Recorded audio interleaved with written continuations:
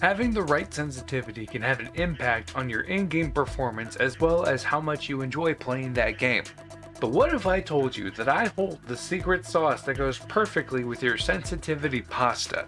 Sorry, I was hungry while I was writing the script. So whether you are playing Apex Legends Mobile, Call of Duty Mobile, or any mobile FPS game, this one simple trick can be applied to all of them.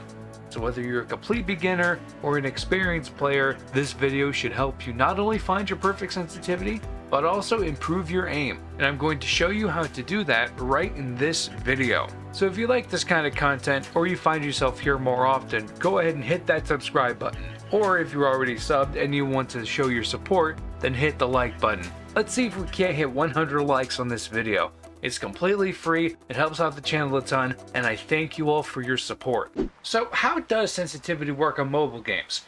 Well, sensitivity takes the input from your fingers pressed on the screen and multiplies the distance traveled by the number you set for your sensitivity settings. So a sensitivity of 2 would be less effective than a sensitivity of 8. Now we're not going to go in depth about gyro aiming or button sensitivity. We're just focused on the raw input from your fingies. Now typically you will see two different sensitivity values right next to each other, commonly labeled X sensitivity and Y sensitivity, or horizontal sensitivity and vertical sensitivity. These dictate how fast your crosshair moves from left to right or up and down. And no matter what anyone else tells you, always keep them the same value. You will know why in a minute.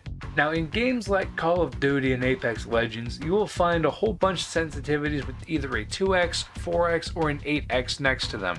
These are your scope sensitivities, and they are dependent on your X and Y sensitivity values for the different types of scopes. To figure out how to set your scope sensitivity, take your main sensitivity and divide it by the value of the scope zoom. For example, if your sensitivity is 60, then your 2 times scope zoom will be 30, your 4 times scope zoom will be 15, and your 8 times scope zoom will be 7.5, or rounded up to an 8. Setting your scope sense will help you with the long range combat and make it easier to hit your target.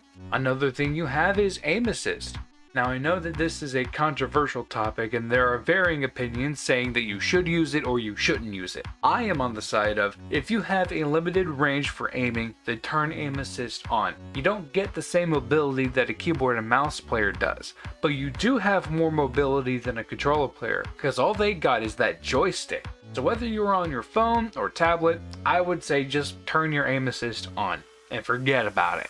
The last thing you need to worry about is your game's aim acceleration. What this does is multiply the distance that your crosshair moves based on the speed of your input from your fingers. So if you move your finger really slow, your crosshair will move a smaller distance than if you moved your finger faster, which will cause your crosshair to travel farther. This can cause inconsistency in your aiming and make you miss shots that you would otherwise hit every day, twice on Sunday, 24/7, 365 days a year, for all of eternity and then some. So if you see this setting in any game that you play and it is turned on, turn it off and kill it with fire. Okay, so we know what sensitivity means and the different things that can affect our aim. But how do you know what sensitivity is the right sensitivity for you? Well, for that, we need to turn to our one simple trick. That is so simple, you can do it in any game, and that is performing a 180-degree turn. I am dead serious, it is this easy. To do this, you need to find 2 vertical lines in your preferred practice map. Make sure you line up your crosshair with the one that is directly in front of you, and stand in front of the one that is directly behind you. Next, bring the finger that you aim with as close to the edge of the screen as you can without moving your hand's position. Make sure you're not touching the screen when you do this. After that, place your finger on the screen and move it as far to the opposite side as possible without lifting your finger up or moving your hand's position.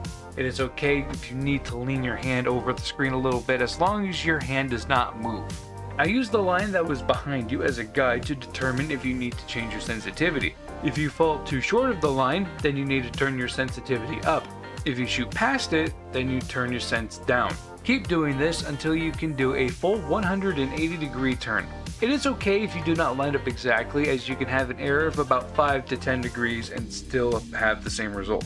Once you have completed all of these steps, congratulations! You have successfully set your perfect sensitivity. Now you are probably wondering how doing such a simple thing as looking behind you is supposed to help you find your sensitivity. Well, for one thing, nobody's hand size is the same. Some people have big hands, like me, and others have itty bitty baby hands. Also, some players are playing on their phones rather than tablets, so the smaller screens are going to have a higher sensitivity than the larger ones. I mean, who's going to have $1,000 to spend just to have better graphics and 120 FPS? Yeah, I did that. At the same time, pulling a 180-degree turn is crucial in any FPS game. The ability to look behind you in one full motion decreases your chances of getting eliminated from behind and increases your chances of finding your opponent before they can eliminate you. So by using your fingers full range to be able to pull a 180-degree turn consistently, we can find your base sensitivity by simple trial and error. Remember how I said you should have your X and Y sensitivity set to the same value? This is so you can have consistent aiming even for opponents that have higher or lower elevations than you.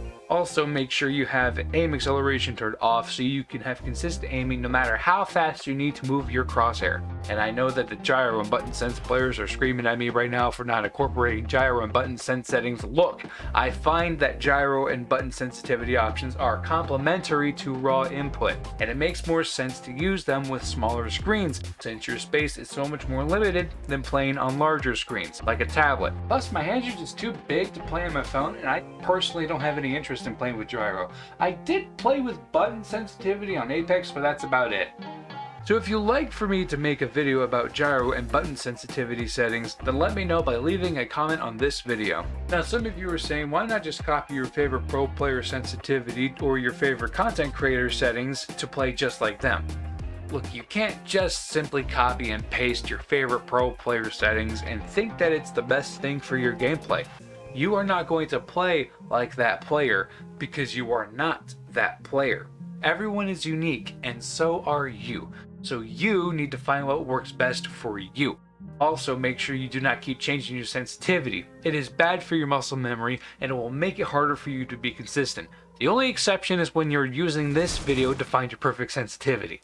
And the best way to become more consistent is to practice. Practice, practice, practice. You can use the practice maps that are provided by the game you are playing, or you can use an aim trainer to really hone in on your aiming skills. I know I have said practice many times before, but I won't say something if it doesn't help. And I know that practicing does help. So if you want to see a dedicated video on how to practice, or if you want to see a video on mobile aim trainers, let me know in the comments below. So now that you know how to find your perfect sensitivity, it is time to apply it to your gameplay. Thank you guys so much for watching this video. I hope you learned something today. And if you made it this far and you have enjoyed this video, please consider subscribing. Or if you already subbed, then leave a like on this video. Or if you want more content like this, then check out my social media linked in the description. And as always, stay safe. Bye bye.